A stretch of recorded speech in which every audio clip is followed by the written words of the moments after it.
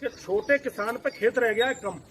भाई चलो अपनी तो ये गन्ना बेल्ट है, तो गन्ने बेल्ट में कि छोटे किसान पे खेत रह गया है कम। भाई चलो अपनी तो ये गन्ना बेल्ट है, तो गन्ने बेल्ट में गन्ने का किसान अपनी गन्ने की बात रखेगा। देश तो बहुत बड़ा है जी।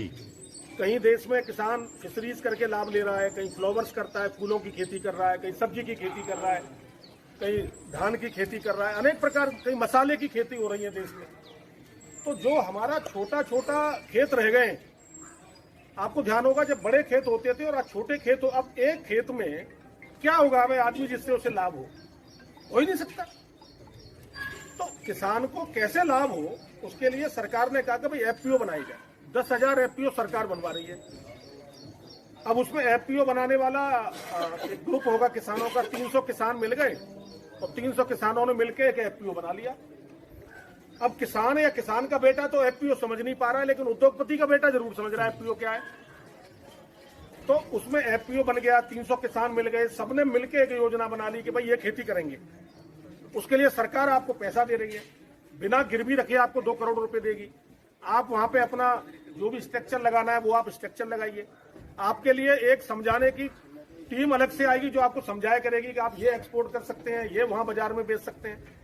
तो कोई न कोई योजना सरकार अगर नहीं लाएगी, पहली बार एग्रीकल्चर में ये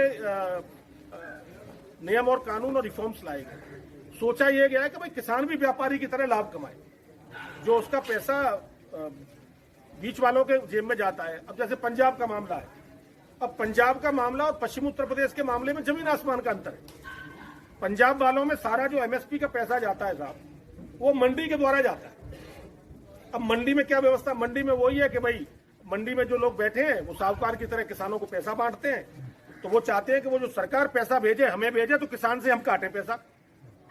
अब किसान के हाथ में तो कुछ आता नहीं, तो सरकार ने यह व्यवस्था की कि हम जो एमएसपी है उसका हम डायरेक्ट किसान के पंजाब का किसान है उसके खाते में भेजेंगे। वो लोग नहीं चाहते कि खाते में पैसा जाता, लेकिन मोदी जी ने वो भेज दिया। तो क्या है कि मोदी जी का सीधा सीधा एक वो है कि भाई मेरे किसानों के पास में सीधा पैसा कैसे उसके खाते में भेज सकूं।